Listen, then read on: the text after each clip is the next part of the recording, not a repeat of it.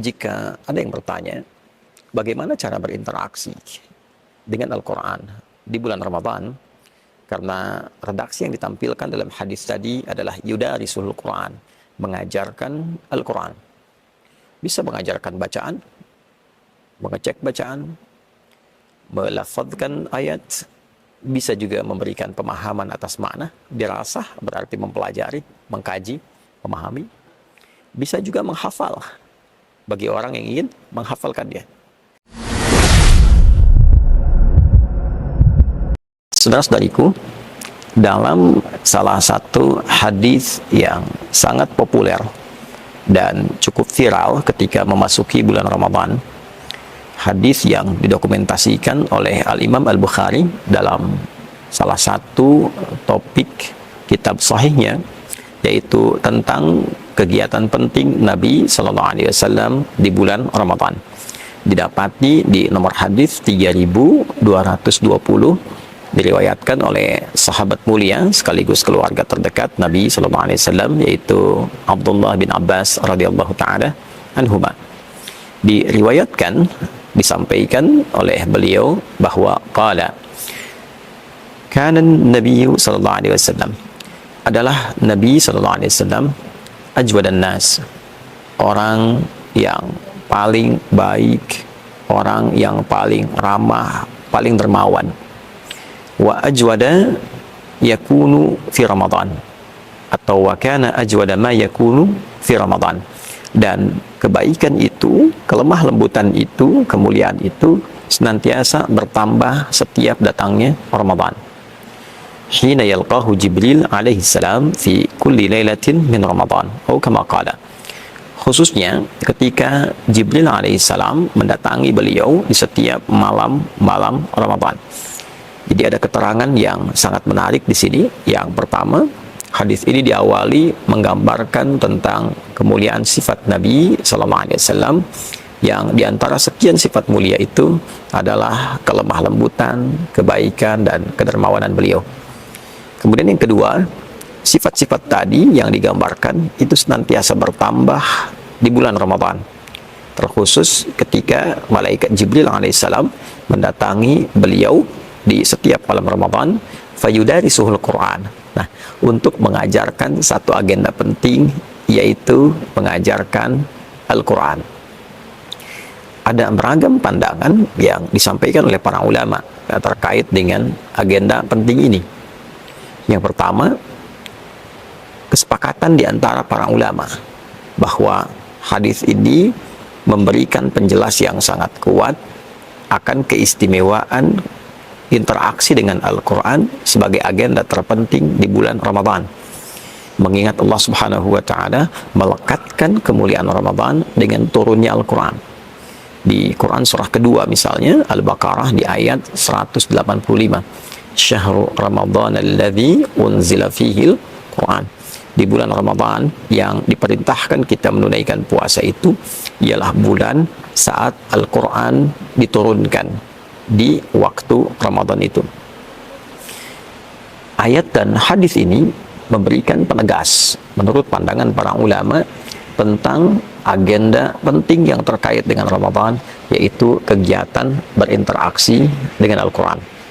Dengan kata lain, jika ada seorang muslim beriman menunaikan ibadah puasa, dia berpuasa dari mulai fajar sampai dengan terbenam matahari di maghrib, hanya dalam waktu menunaikan puasa ini dan juga malamnya dia menunaikan tarawih, dia tidak mengisi dengan memperbanyak interaksinya dengan Al-Quran, tidak bersentuhan dengan mushaf misalnya, tidak membaca Al-Quran misalnya, maka sementara pakar dari kalangan ulama menilai ada yang tidak sempurna dalam agenda Ramadannya, ada yang kurang berkah dalam kegiatan Ramadannya.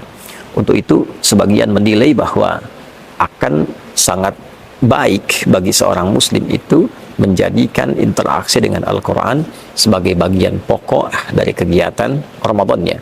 Karena Nabi SAW, bahkan beliau itu diriwayatkan dalam satu hadis yang sangat kuat, termasuk yang disampaikan tadi, menghatamkan Al-Quran setidaknya setiap satu periode Ramadan.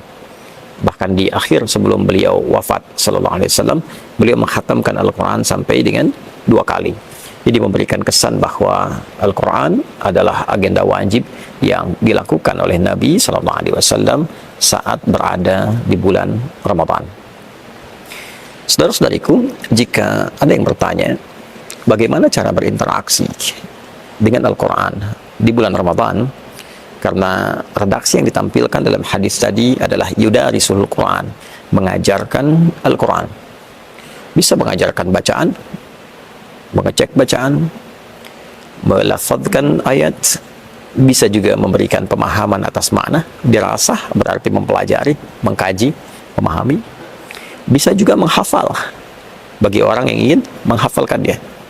Maka bila kita gabungkan ketiganya, kita dapati bacaan yang tidak disertakan dengan pemahaman, yaitu qiraah secara umumnya.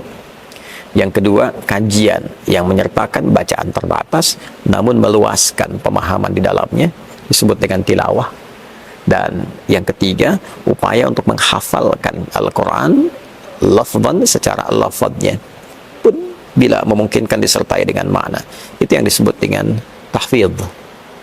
Dari ketiga ini, kita bisa batasi bagian pertama dulu untuk jumpa saat ini, yaitu bagaimana mengagendakan bacaan Quran secara positif dan efektif sehingga bisa berhasil saat sampai di akhir periode Ramadan. Teman-teman, ada beragam cara yang dilakukan masyarakat. Terkadang juga sesuai dengan tradisi dan kebiasaan di beberapa tempat. Ada yang berkumpul dengan halaqah, ada kajian untuk ibu-ibu khusus membaca Al-Quran, bagus. Ada para ayah berkumpul untuk membaca Al-Quran, bagus. Di sini ada 2 hal yang digarisbawahi dalam hadis yang dimaksudkan.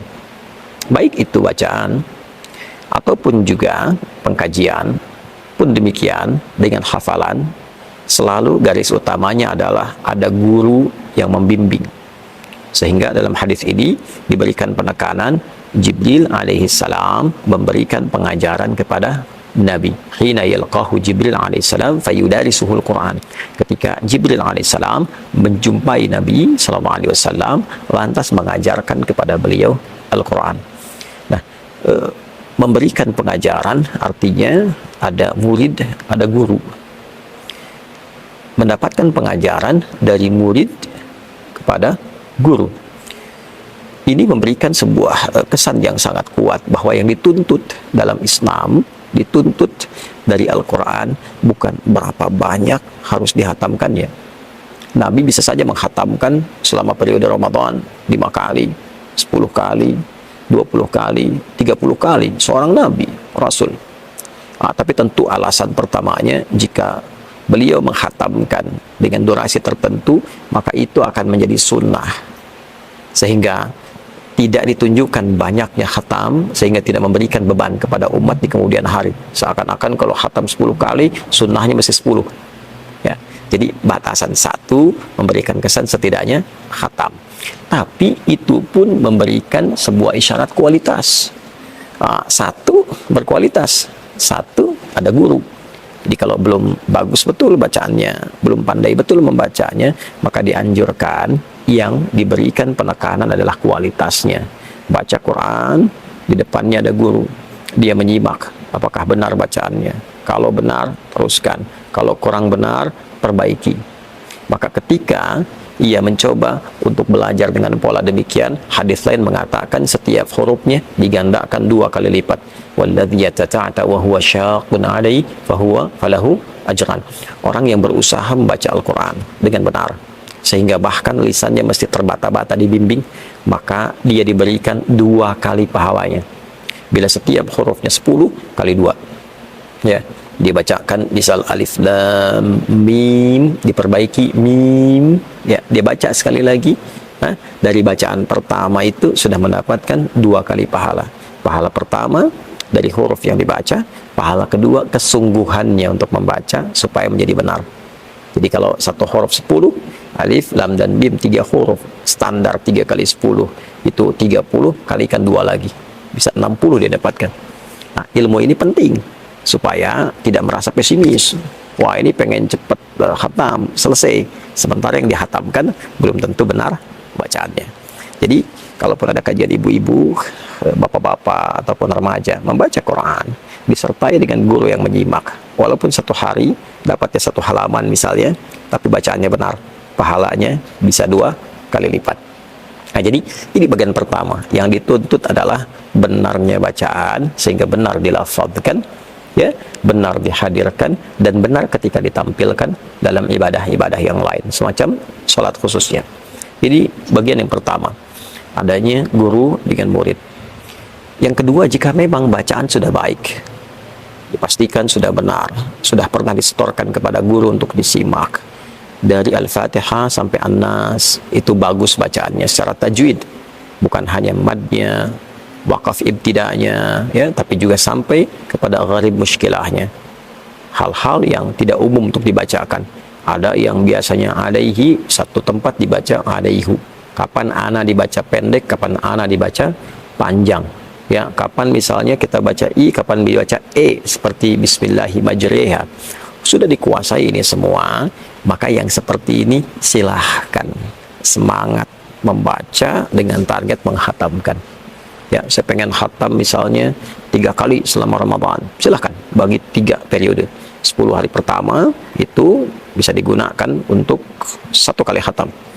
Jadi 1 hari bisa 3 juz, hari kedua 6 juz, 10 hari selesai 30 juz.